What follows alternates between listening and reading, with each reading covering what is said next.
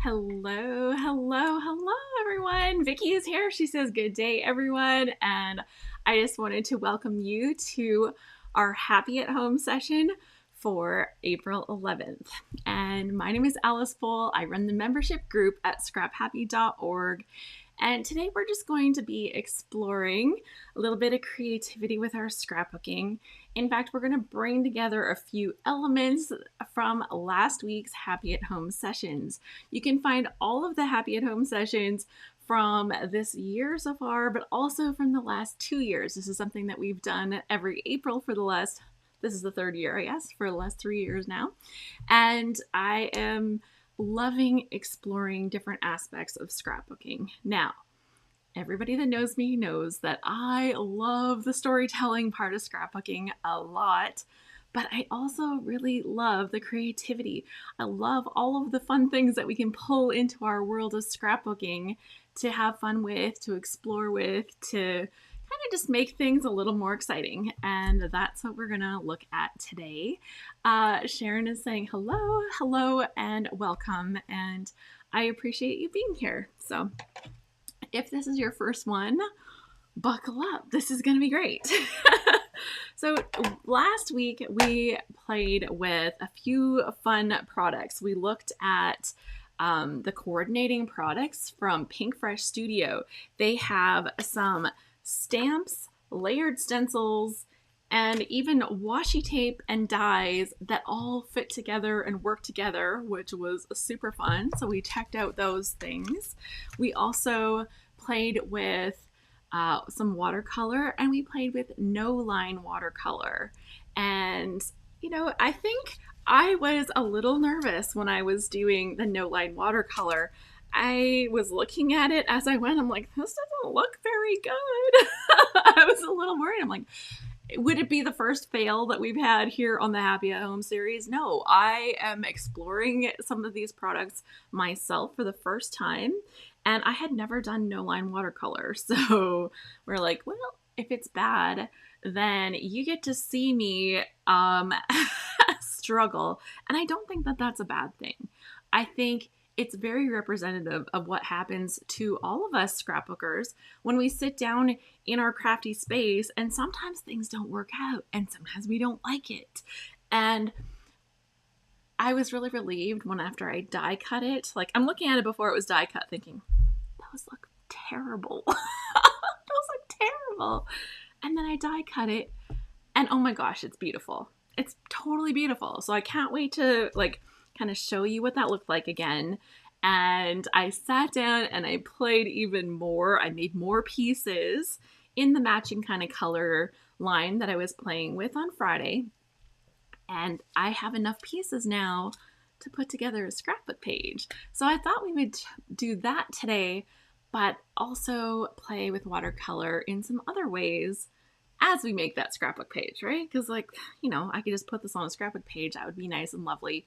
But, you know, what if we played with more watercolor first? So all the fun stuff. Purple Paisley Planner, hello, welcome. She said she smashed the like button. Thank you so much. You guys are so sweet about doing that. If you're new to the channel, go ahead. You can hit that like if you like it. You can hit the subscribe button. The little bell will let you get notified when I'm going live or when I've posted new videos. And yeah, you'll get a little bit more of Alice in your YouTube feed, I guess. So let's take a look at the pieces from the other day. And here we go. I've got them pulled up and I got them on my desktop. So you can see that I've actually done this 3 times. Now 3 doesn't exactly fit across a whole top of a layout because it's not 12 inches still. So I was a little bit like worried, should I have done a 4th one? Do I need to do a 4th one? Should I have just done it anyways? I didn't. Okay, so that's where we're at. But we do have all these other fun pieces, right?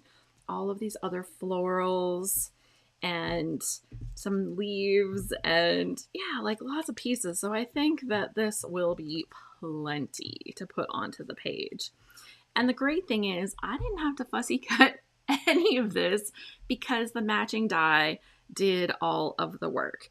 Now, I'll say my lining up of the die could have been done a little bit better in some of this. I look at some of those pieces and, you know, here there's a lot of white on the one side.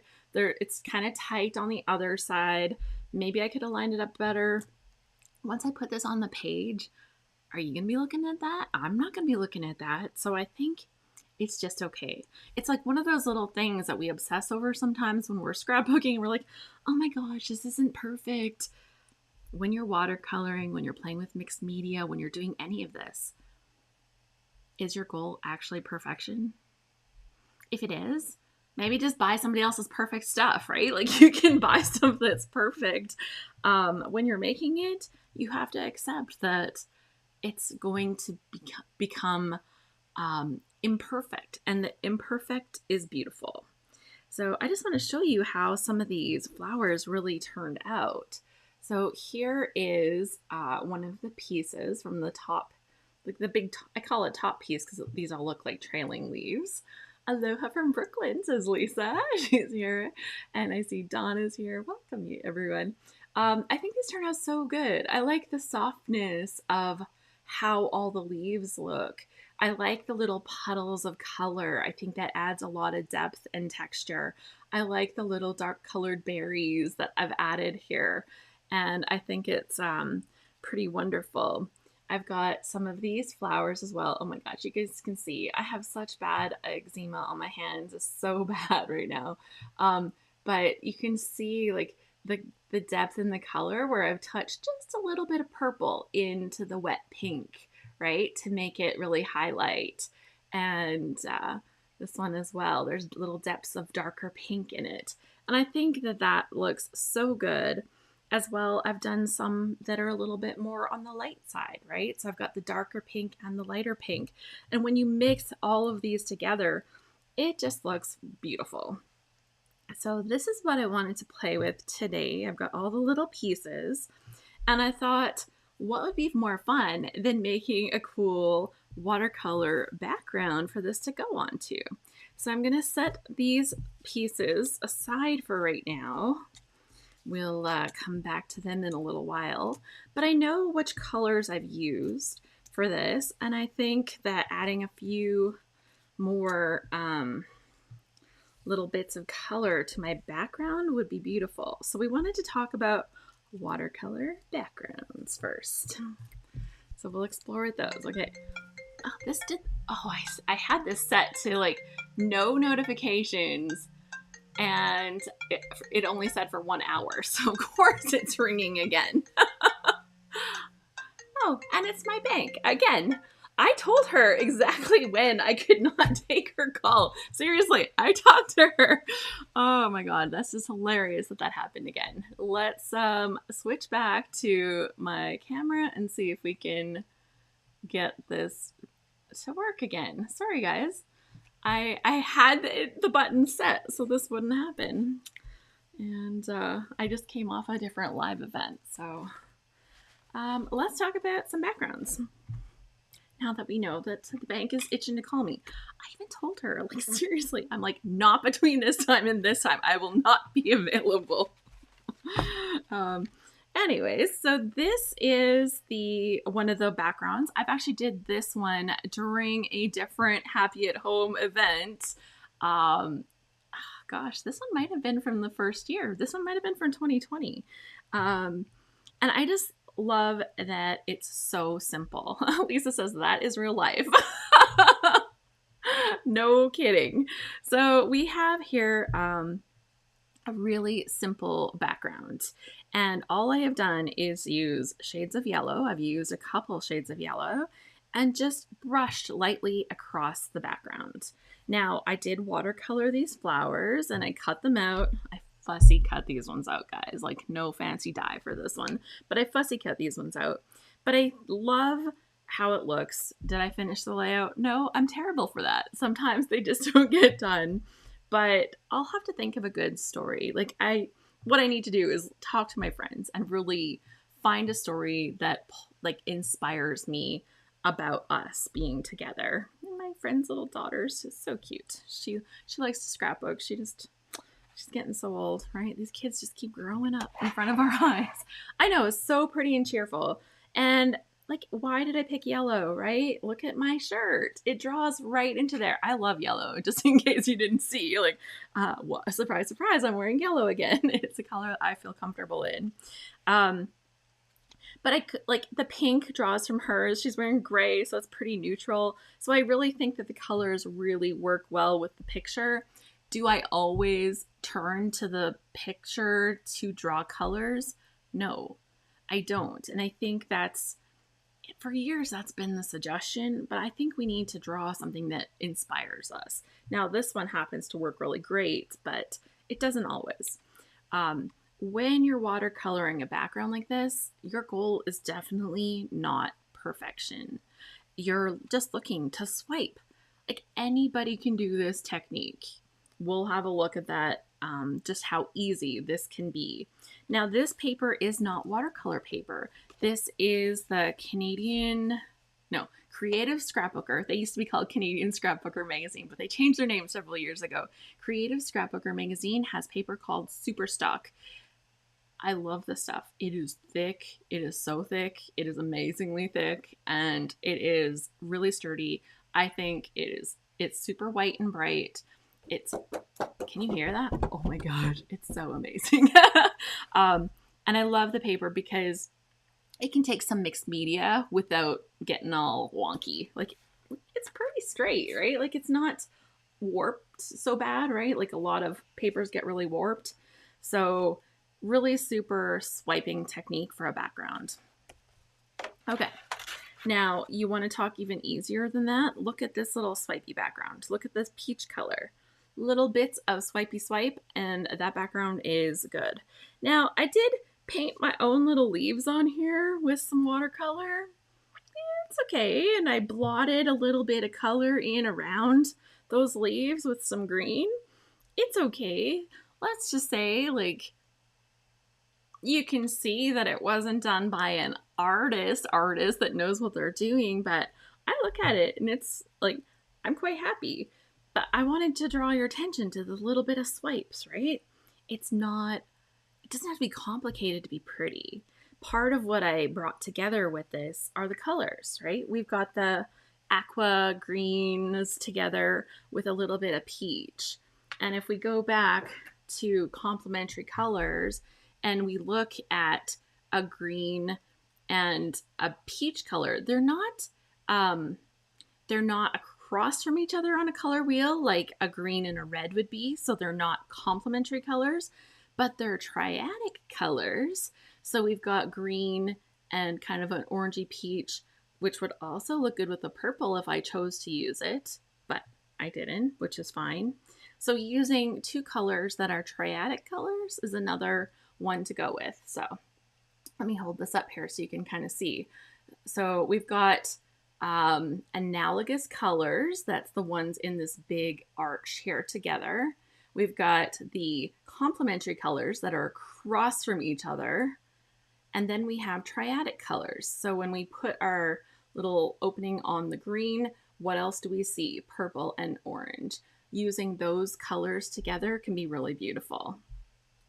Daniela says these leaves are super. Thank you. That is very sweet. I think that they are playful and fun. So, you know, it's hard. We are our own worst critic. I look at this, I'm like, oh, I could have done better. Right? We're our own worst critic, but it's fun. It's a fun page. I got a little bit of washi tape on there. Imagine that. I actually used some of that washi tape, not just leave it sitting there behind me. Yeah, and the page is pretty. And it's part of a series of pages. I probably should put a few notes, but it's part of a series of pages that are all from one event. So it didn't need a lot of journaling, but I should probably throw some on there. Here's another swiped background. This one is on the Vicky Bouton foundation paper. Now, I probably used a little more water on this one than I did on this first one with the super stock, but I'm just going to compare these for you guys. I don't know if you can see the colors of the white. They're close, but the super stock one is actually a little bit brighter white than the Vicky paper. I know it's the Vicky paper because it comes in a pad where you pull it out of the pad, and lots of times I file off that little bit, but because I didn't, I know exactly which paper this is from. um, but it held up pretty good under the water. It's a little more bendy, but not very much. And it's also what was I going to say? It's a little bit thinner. It's a little bit thinner than the other paper, I would say. Really close. Oh, that's really close, actually. They're both really thick paper. So if you don't get the Canadian or the Creative Scrapbooker Super Stock, then this is a really good choice. The Vicky Bouton paper. Now, this one here, I have just swiped color all over the background. And then you can see I've gone in with a stencil and added gold glitter. That's the Gina K glitter. Of course, you gotta wait for it to dry. Just always wait for dry time. But I've gone in and added some chicken wire. I've done some gold embossing on these little chickens down here. Those are actual chicken feathers from my chicken house. I went out and gathered some from the yard, and of course, little baby chicks are adorable. But I think that swiping of the colors is so amazing with bringing that fun color into the backgrounds of our paper. And it doesn't have to be complicated, right? It doesn't have to be complicated. Now, you may know that I'm a person that likes a lot of color in my background. I really like busy, fun, big backgrounds, like the big backgrounds. I'm definitely on A-side paper, and we will be talking about that probably this week, the A-side, B-side whole like drama. And if it doesn't make it this week, we'll do it next week, but we definitely want to talk A-side, B-side papers, and how much fun we can have with both of those. Yes, you've used adjacent colors, so it's very pleasing. So yeah, we looked at this with this. So if we go back to our color wheel here, we've got green to blue to purple. So if I spin these analogous colors over to the green to blue, what do we have here? We have green to blue to purple. Those are the analogous colors, and you can see why that works, right? So fun. The color thing, once you know like the little theories, you have like the simplest little color wheel to kind of give you a reminder. It's so easy to make your color blends look really good. This one here, let's talk about this one. This one here, I was inspired by a piece of Vicky Bouton paper, and I did a lot to this paper. So it's like, wow, that's great black paper, Alice. But is it? Here's the question. So let's have a look in here. If you look closely, if I can get the right angle and lighting on it, can I even? I don't know.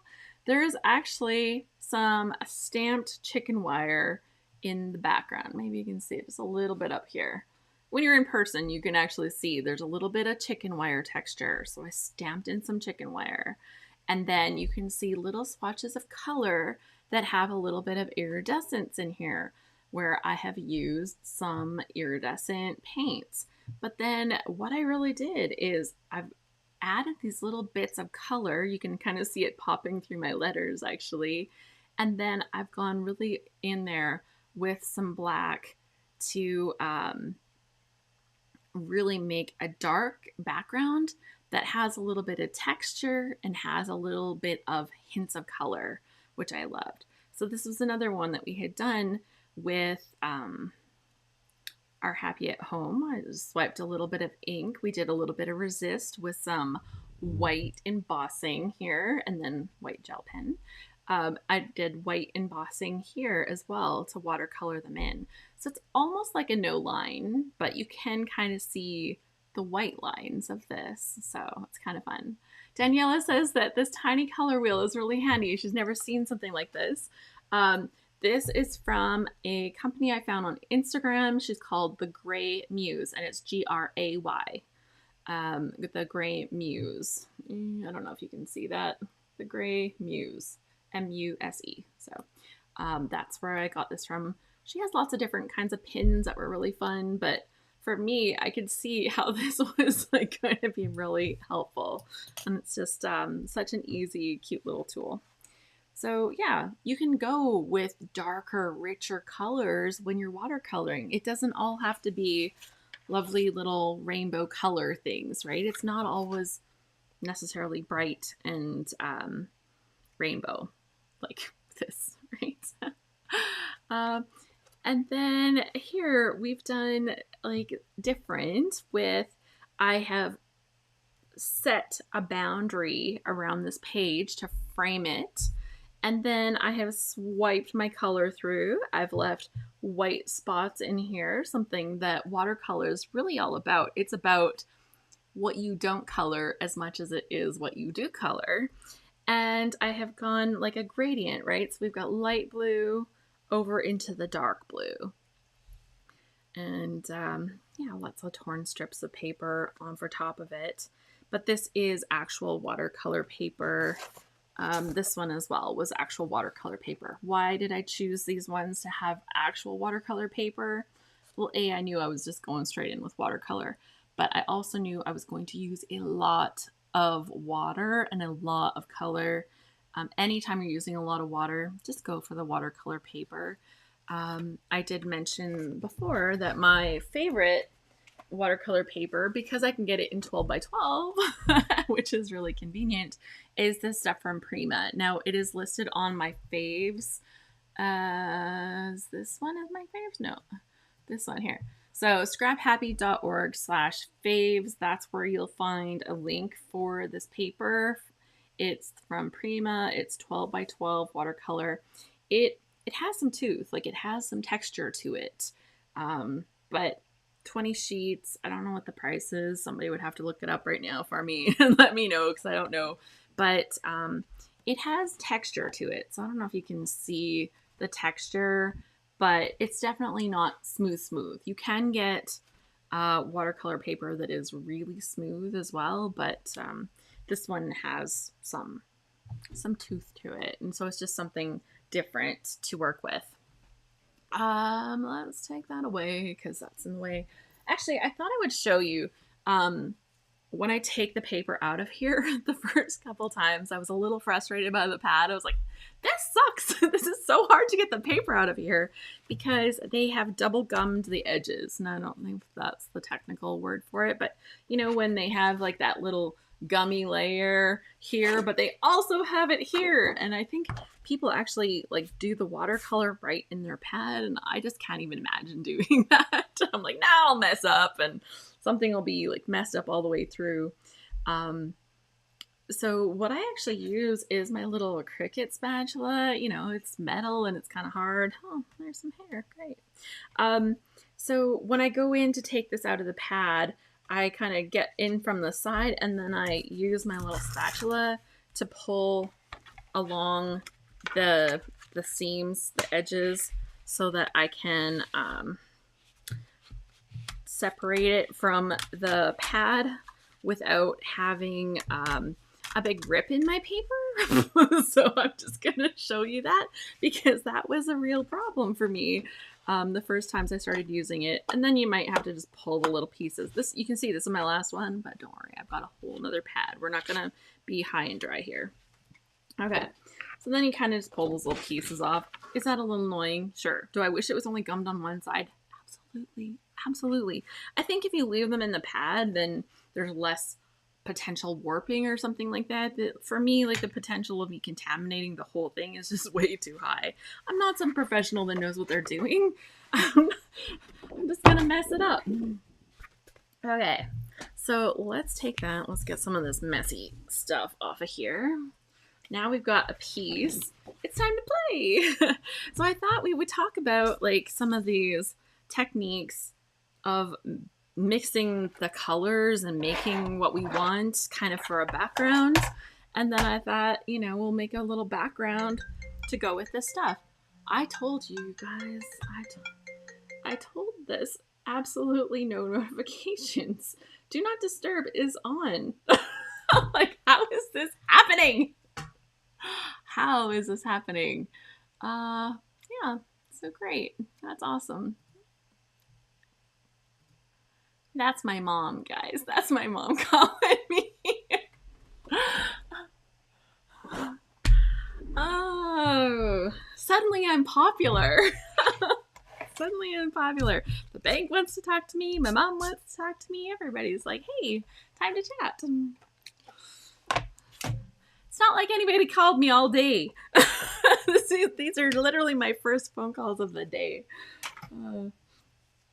Okay, so here we go. We're gonna watercolor a background. Now, let's have a look here. If I am laying out some of these pieces and I want them to kind of trail and I want to have them, like, I may cut some of these pieces apart so that I have different pieces. I may also take some of the smaller bits and layer them. I want to create like a whole, like, layered top to this page. And I think just across the top with a few of these florals to tuck around my photos might look really cool. But I could just leave it on white and it would just be gorgeous. But I think adding a little bit of color down here at the bottom would also be pretty gorgeous. And so I'm kind of just looking at, like, what color do I want to bring more back down to the bottom. And my thought goes to the color of the leaves. I've got green and teals in the leaves, but I'm also going to the purples. And I think that could also be nice. It could be very grounding to have that darker color with the purple on the bottom. So I think that could be really fun. So yeah, can't believe that's twice. Apparently, I really have to make my husband turn off all the things. I told him on my camera phone that I don't want to have it even hooked up to stuff. I said, I don't want it hooked up to anything. All I want on it is the ability to use it as a camera. I don't want other stuff. So we'll see if I can get some help with that. Okay, so those pieces at the top trailing down, and then I want to ground the bottom of my layer of my page. Now, if you're thinking about it like this, like, I've got something for the top third of the page. I've got like the center part of my page where my photos are going to go and my stuff. And then the bottom part is going to be where I'm going to kind of ground it. So it'll be like a third, third, and third kind of design of a layout. Okay, we got to move these a little further away so I don't end up mucking them up, right? I did all that work, made them beautiful. I don't want to muck them up now. So one thing I could have done is do them like right on this paper, but I think having them here where I can texture them is going to be extra pretty. So yeah. So here's my I know lots of times that's when everyone calls. This is Gina. I'm like, course. So do you do watercolor? Do you bring watercolor into your scrapbooks? So I'm actually going in just with water here first, and I'm just painting almost like vertical stripes along this bottom. Now I don't know exactly what kind of edging I want to have here, but I think that could be cool. So I'm just gonna wet the paper because I'm really wanting the colors. We're gonna make them really talk to each other and blend into each other. So with watercolor, you can really use quite a bit of, like, watercolor paper. You can really use quite a bit of water. It's not, and it will still kind of dry out flat. That's the magic. Okay. So I think what we're going to do is bring a little touch of that lighter green just along the top edges.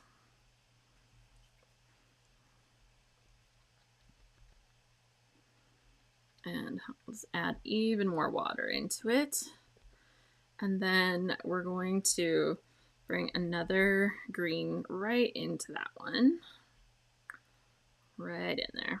I didn't spray this time, so I'm just like generously applying water into it. And you can see that it's really bleeding all over. Hello, Misty, I'm playing.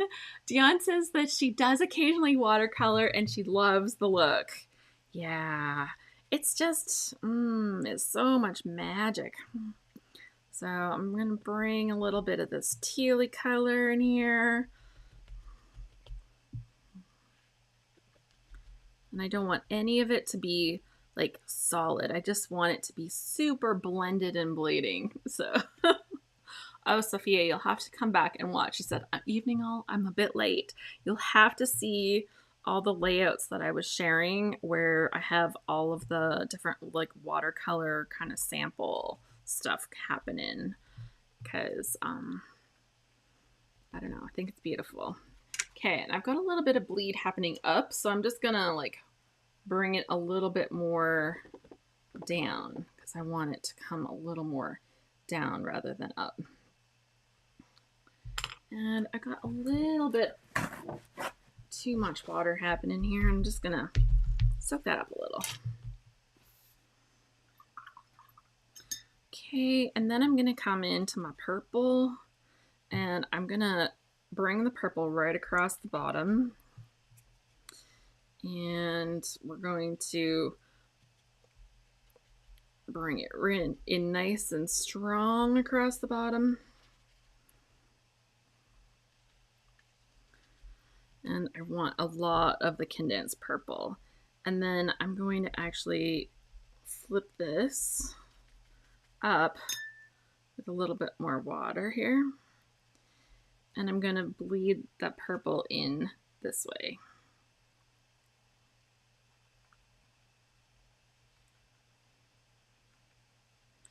And I've got a few little white spots, but that's okay. I'm actually going to try to leave those. But I want like super concentrated purple down here.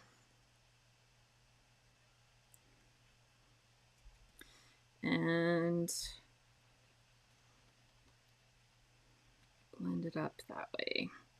And so as I'm adding this purple, I'll just show you in a sec up close what I'm getting by adding this in the way that I am. And why this little bit of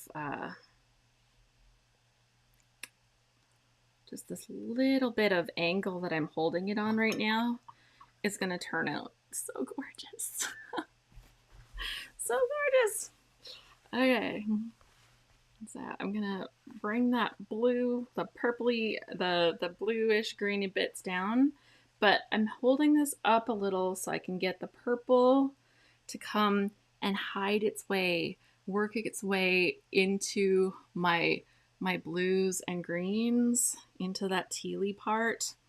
So I showed you when we were talking, like, so now you can kind of see how the purple is blending into those blues and greens. Those little white parts are going to look absolutely gorgeous, so I'm just going to leave those as they are. But like, look at the beautiful colors that I'm getting in the mixing of it.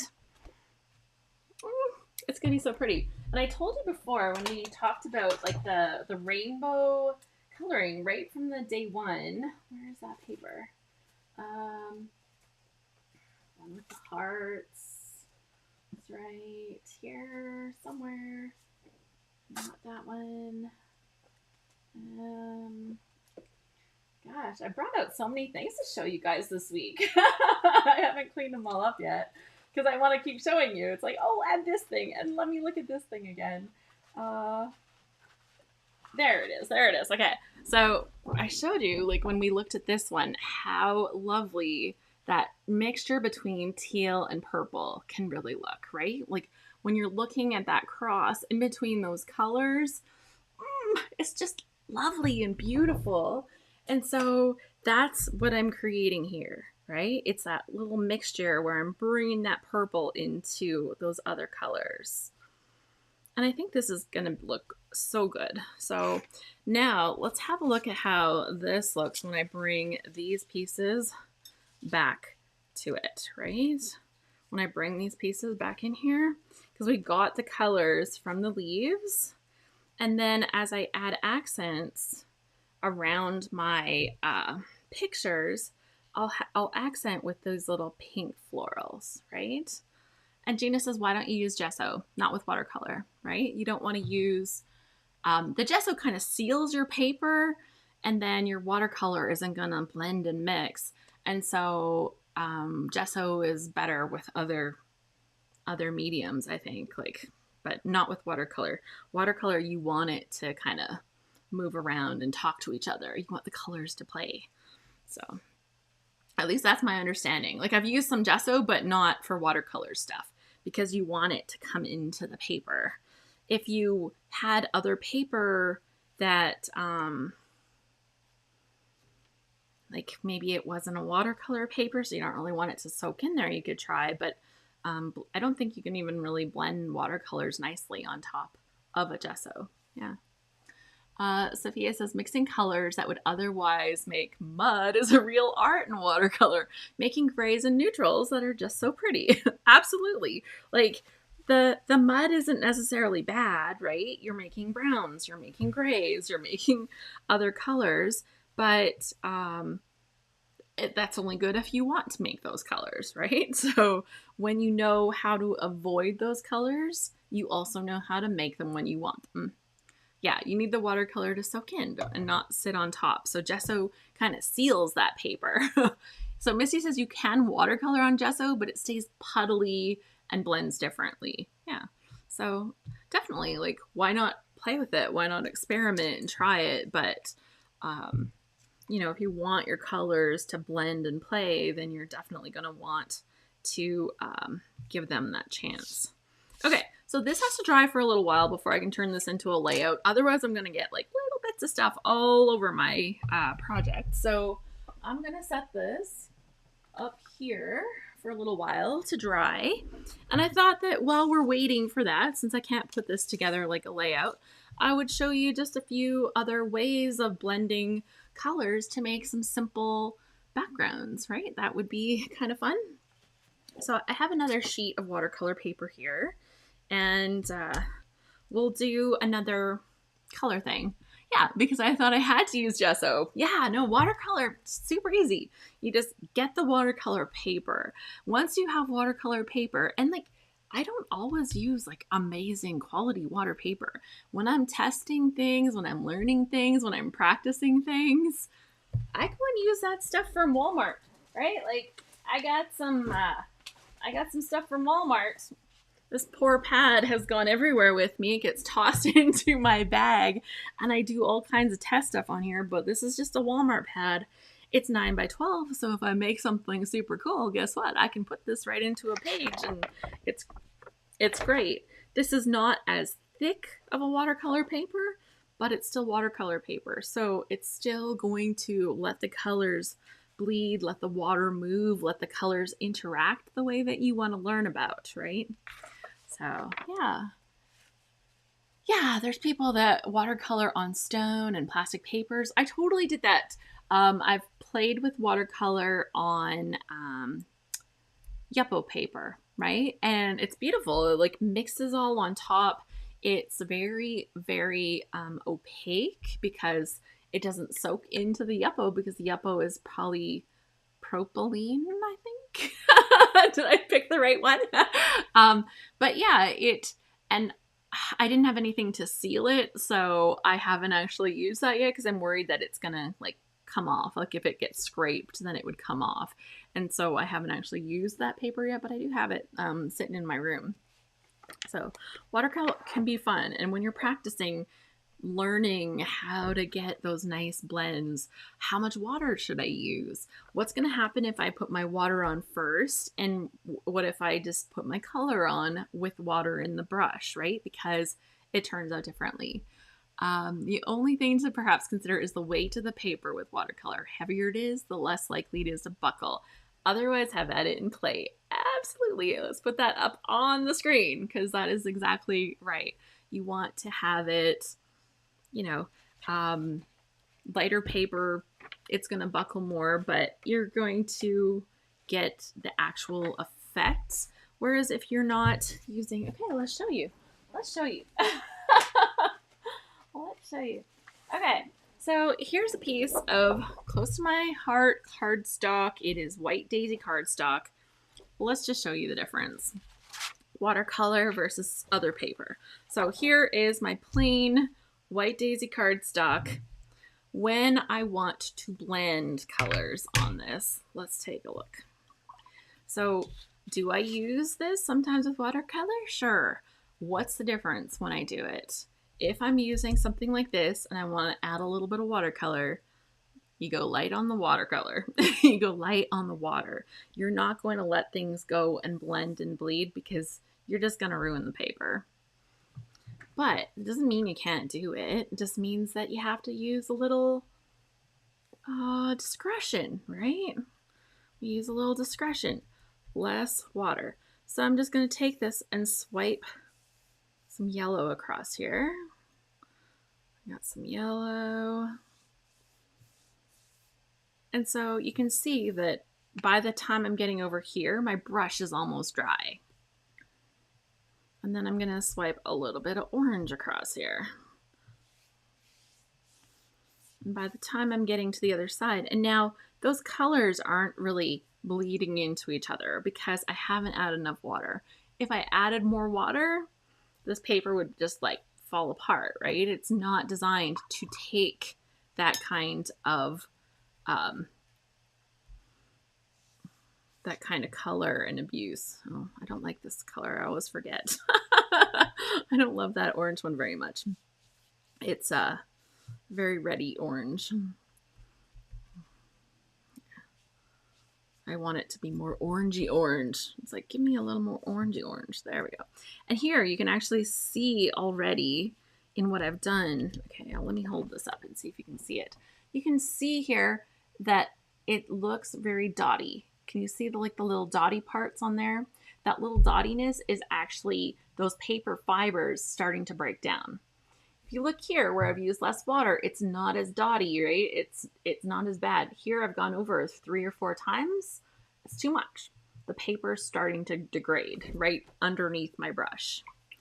So what can you learn from that? Less water. You can still use it. Has it bent all up? No, it's actually going to stay fairly flat-ish, right? It's not terrible, but you have to use... Just know that you're limited. Just know that you're limited with how much you can use. Okay, so we'll make this one a little more sunsetty.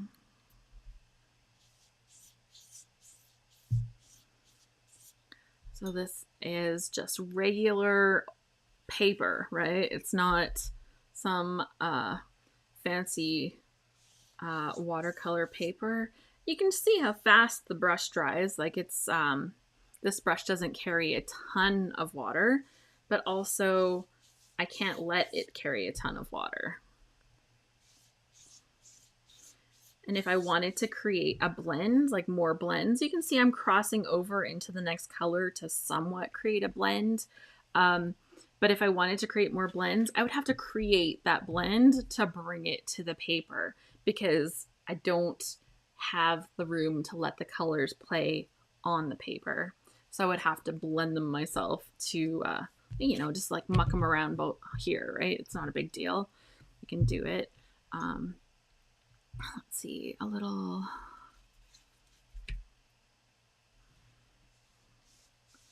That purple is really light. Actually, I'm going to pick up this with this purple. So you can kind of see the hint of the purple in it.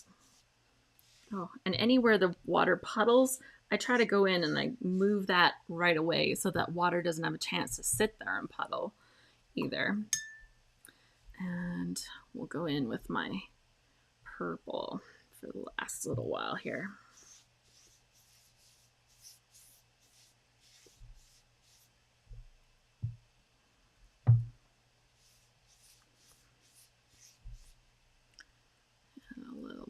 Reddy purple in here. Yeah, and you can see little bits of the paper shredding off, right? Any place that I've gone in with too much water, it's like just not having it. And I want a lot of purple down here to finish this off. Let's get as much color in there as I can go with. Now, if this looks too messy on the sides and you're not like, that's all like blurry and stuff, just imagine just putting a frame around this, right? Put a frame around this and then just use the center section. Totally beautiful. What else would this be good for? Taking any kind of white cut file that you've cut out and putting that over top of this, right? Let me, I have one that's sitting here on my desk, kind of just next to me. Putting like a cut file, any kind of white cut file over top where you can really see all of that color in the background. If you were going to fill in little pieces in the back of this dress, that would take a little while, right? I don't love doing that with cut files, but if I just had to cut the shape of the dress and use this piece to create the color in that dress, that would be great, right? And it's not too much fussy cutting for me. So just thinking about other ways that we can use this kind of stuff, I think is can be a lot of fun for us, right? Yeah, isn't that pretty? So yeah. So that's the regular paper, and you saw like how light I had to play with the water, and it has a little bit of play. Once it fully dries, it should be flat-ish. We'll have a look. It'll be flat-ish because I tried not to use too much water, and you can always help it be a little more straight in the drying process, right? Just like encourage it to be straight. Some people try to flatten it. I don't know. I heard that Vicky Booten puts them through her make machine to help dry it or something, through a laminator or something. I don't know. I haven't done that. Maybe it's good. If Vicky's doing it, it probably works. Okay, now the difference when we go to our paper that is watercolor paper, we can totally go heavier on the colors. Now, I've really mucked up this color, this stuff. If I wanted to have anything light and white, this isn't really gonna work anymore, right? You lose the opportunity to have those light colors.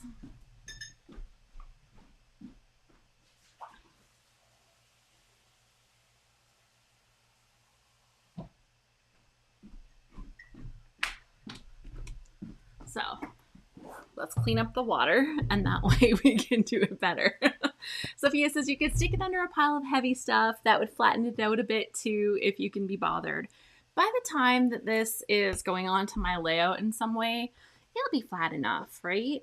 I kept the water pretty light, so it's not going to be too bad. Yeah, and consider the weight. Yeah, so it's super fun. You guys are so sweet. I'm seeing all those thumbs up here now. You guys are so sweet.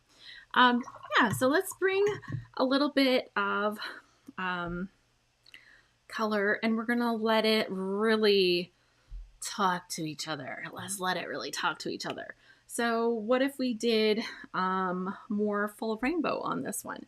Because all of these samples, like this one was all shades of blue. We did the crazy black background here. Here I've got those analogous colors, right, from the green to the purple. This one all yellow. This one has just this little hit of peach kind of stuff here. So yeah, what if we did something that's more full rainbow and maybe a diagonal rainbow, right? Why not? Let's do the style though that I did for this one, where it has that frame around it. Yeah, Dion says that Vicky does put them through her mink to help flatten them. Yeah, like if you're using quality papers, like lots of times, like I look at this and this one has a lot of water on it.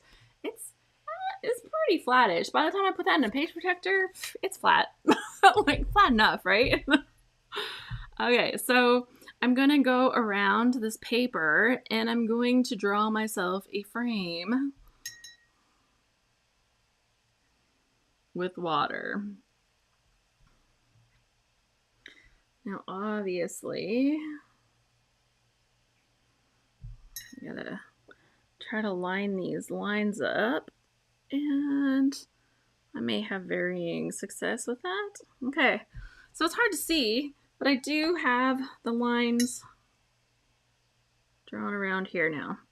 And so all of this can get wet, right? You can put like tons of water in here and it's all gonna be fine. In fact, I could even be using a bigger brush to help bring this water in here. But by putting the water in here first, it's going to really allow the colors to go, whoo, let's meet each other. If you want to have the lines that that don't maybe run into each other as much, kind of like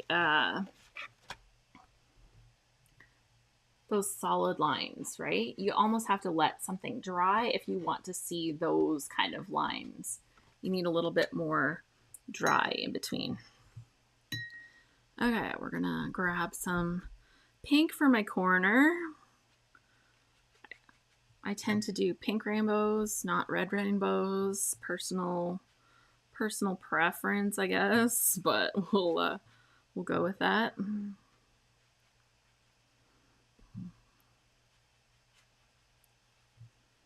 Okay, and then we're gonna transition into some orange.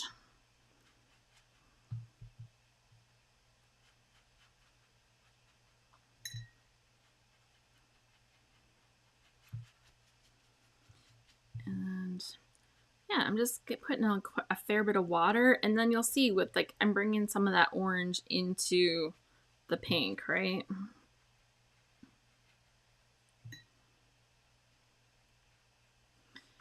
And I'm gonna do the same with my yellow.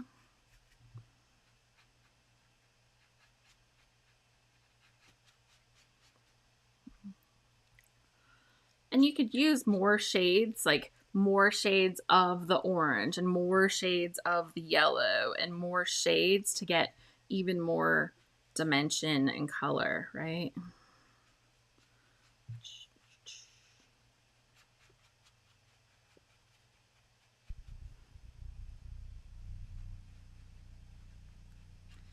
And I'm gonna grab a green. I like this green a lot. That's why it's really used up. You can tell the colors that I really like, which is why I've ordered a new palette and I got a new one. Like, I haven't opened it yet to play with it, but I will. Let's bring more and more water. Now, is this the technical way of watercoloring? If you watch a watercolor artist, are they going to do this? Probably not. they're not gonna watercolor like this. They're gonna do their thing. And do I have enough? Got a little bit of green here. Let's bring a little more of that in there. And then we'll go in with my tealy color. This is actually not wet enough down here. Let's get some more wet. You can feel it dry because where I could see that brush line, I could tell that I don't have enough water there. So I have to try to blend that out to not have the brush lines.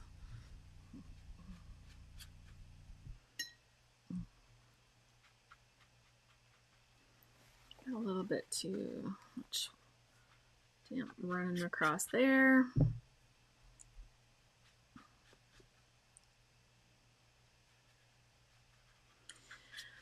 And so this very quickly, like I'd say this is pretty quick, right? Making the colors all kind of work. I'm just gonna grab a slightly different shade of the teal here before I blend into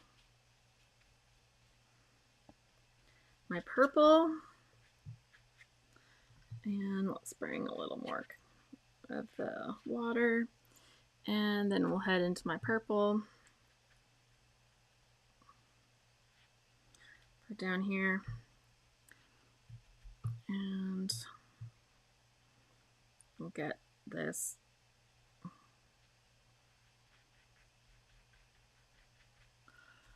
all done.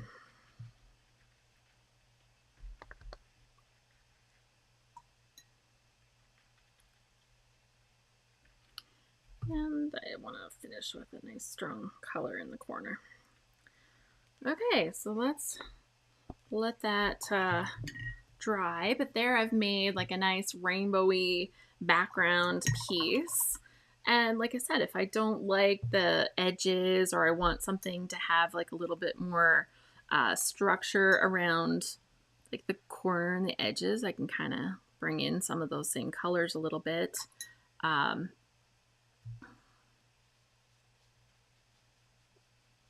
Just to kind of even it out. But I think it looks pretty good. Pretty happy with how all the colors have blended in together.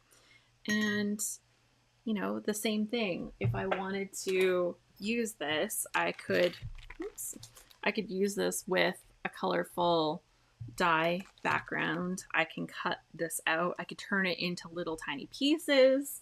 I think it's just really a soft but pretty kind of design. Yeah, I like the round. Thank you, Gina. She says, I like the round corners. Yeah, I want this to blend a little, and I need to go in with my green just to smooth out this corner a little bit.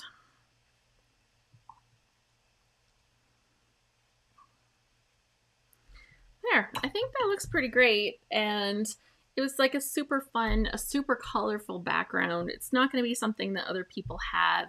You can use the colors that match with something that you have. So say your daughter is wearing this like spectacular, you know, teal colored coat or something, or she's wearing this fabulous little purple dress.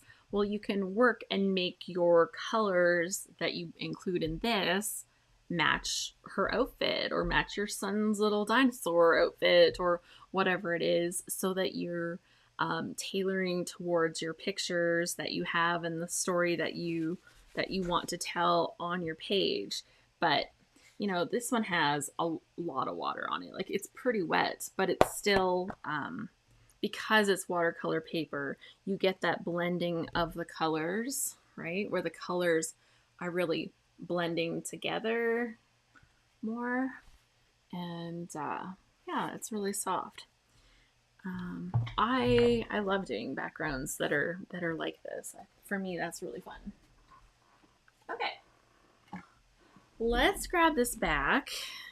It's dry-ish. It's not dry, but it's dry-ish. It's drying still, but it's enough that I should be able to work on it. So obviously, if I wanted to glue stuff over this, that's not going to be working yet, but we're not planning to glue stuff over top of it.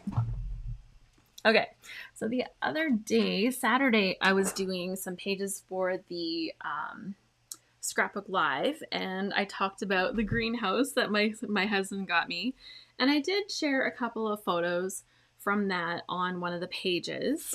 It is here-ish. I don't know. I've moved it. Oh, I took it over there. I was trying to take some pictures of it. Okay. I didn't get all my journaling added yet, actually. But yeah, I didn't use all the pictures that I had, and so I used ones that talked about getting this gift, and I had a picture of me that was kind of posy and kind of nice, and then I actually added a little extra picture with me and him that I had to take from my little selfie video because, you know, we didn't post for a picture of us together. But he bought it and he said happy anniversary to me, and it's our 25th anniversary, so I love it.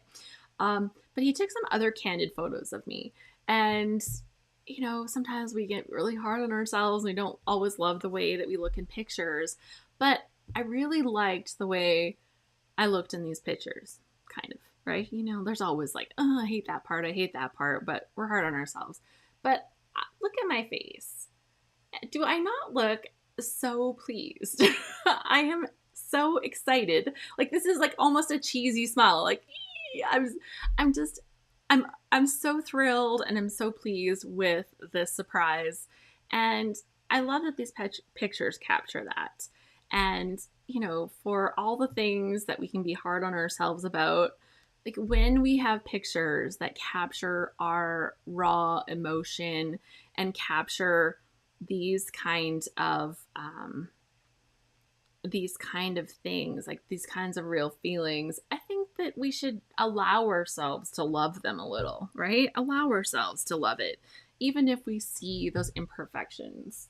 So I'm going to take these and I'm going to do 3 pictures side by side for this page, and that is the plan. I think I'm going to just have to cut them straight down, because when I print in this size, there's not really enough space to leave the white lines around the pictures here, which is too bad because I like that.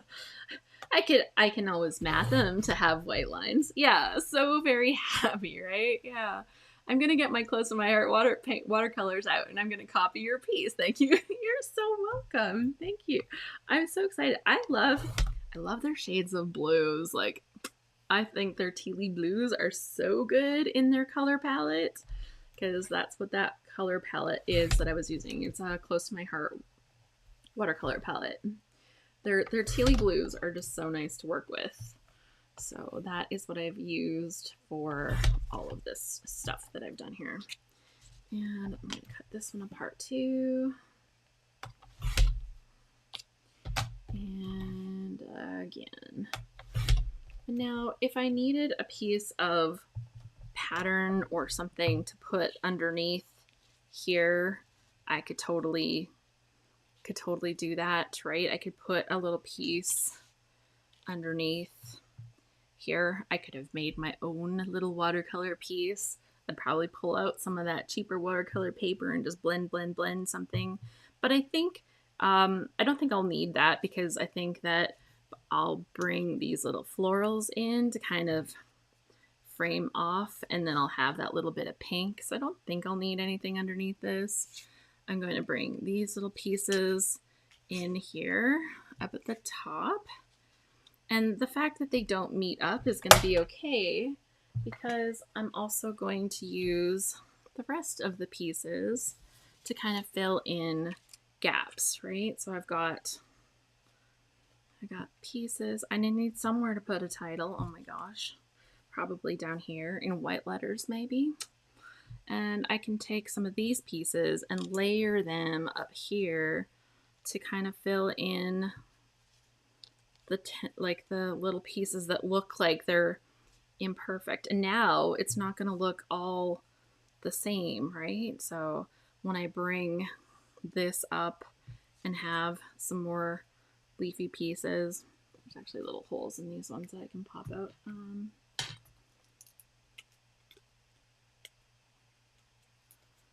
Yeah, when I can bring in these pieces, then yeah, it's not gonna look all the same.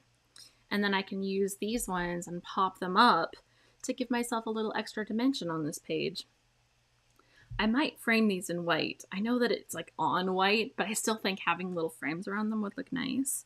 So yeah, this is kind of what I'm thinking of, having these. I might line them up straight, actually. Looking at that, I'll just frame them as one. cheat. But having little pieces that are popped up, having a little title maybe on this side or this side down here. And I just want to talk about how I was so joyful and surprised and just like, please just punch kind of thing. And I'm really looking forward to being able to grow stuff in my new greenhouse. So I think that that's going to be like really fun too. So yeah, you can see I'll just build out these pieces as needed and kind of hide some to give myself texture. One thing that I'm definitely going to do is use some of my foam tape to raise pieces to create that dimension. Right. And then there's all these extra little leaves that can kind of just be tucked in places where it feels a little naked. Yeah, Gina says, I love it. It's so pretty, and you made all of it. I am really loving that part of this creativity. The fact that this has my hands all over it is giving me a lot of joy. And like, you guys saw me, like none of this was hard. Like you saw me when I was painting those little leaves, and I'm like, you probably saw the stress on my face, like these are looking terrible. these aren't turning out very good. And then I cut them out with the die and I'm like, oh my God, they are beautiful. This is good. Like that element of surprise, like that was awesome. Like I was so relieved. And like this little bits of purple and that watercolor, right? Like I didn't do anything fancy. I like swooshed some water back and forth and daubed color on. And then I let the watercolor do the thing that it's good at. So this is what the layout's going to look like. I will endeavor to have it done for tomorrow. We will see. Okay, I'll show you tomorrow for sure. I will show you what I've accomplished, and I'm hoping to have it all finished. I do have to wait for this bottom part to dry before I can do any layer stuff over top of that part. But yeah, I can have all of this part done, and this will be dry, and we'll see if I can have it done for tomorrow. But yeah, I'm just looking at this, and you know, when we get to make our own stuff, when we get to play with our supplies and bring this into our scrapbooks and make all the decisions for ourselves and put it all together, I think that it just gives this extra little bit of pride when we look at that. When I make something like this, at the time, I feel like I'm mucking around. I say that all the time. I'm just mucking around with some watercolor. But I look at the end result and it's beautiful. And like, I love that I made that. This one is on the background. It's always in the background. And it's a layout that I did with watercolor. And I think it was one of my breakthrough points where I really started loving doing watercolor because, let me take it out of there because it's like easier than looking at it through the shiny. Yeah, it's one of the points where I really started loving watercolor because I could get what I wanted. I could make something that was so exciting to me. And the page is so simple. Like the only embellishment that I have is the fact that I used a bit of a border punch here, right? Like I've got some enamel dots down the side. And I used my own handwriting to write the saying on here. And so I'm just going to finish by reading this for you today. The words say, always remember, you are braver than you believe, stronger than you seem, and smarter than you think. And that's A.A. Milne, you know, Winnie the Pooh. So that's totally from there. But it's a picture of me when I was 11 years old and I had the opportunity to go to Wales. That's where my dad is from. And so I went over to visit his family for 3 weeks, actually. And I did the travel all by myself. So there is little Alice standing on top of some castle ruins. And my hair is blowing. And I just look at my stance. Like I look and I feel so confident in that moment. Right? Like I was doing something that was exciting and thrilling to me. And so my journaling says, project the person you want to be. I feel as though I've been doing this for years. The person I project to the world is not the same as what I feel like on the inside. On the inside, I'm shy and awkward. I'm uncomfortable in new situations. On the outside, I'm outgoing and confident. Apparently, I'm good at fooling people because my friends say that I'm not shy. The air of confidence that I project has become my normal. Now, I don't just act confident, I am confident. You know the saying, fake it till you make it? I guess it really works. People see me as outgoing, vivacious, and confident. Finally, I think that I am. Most of the time, at least. I've learned to love myself, whether that is the shy and awkward me or the confident and outgoing me.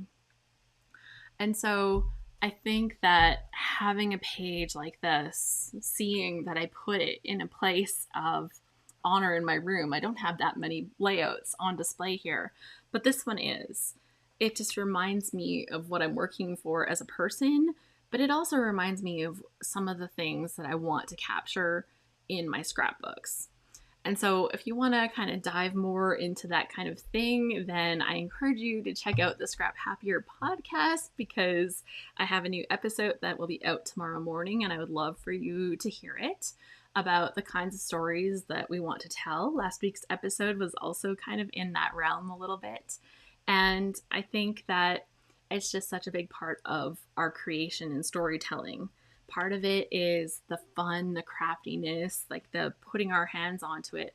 But the other part is really making sure that we're projecting ourselves through our craft.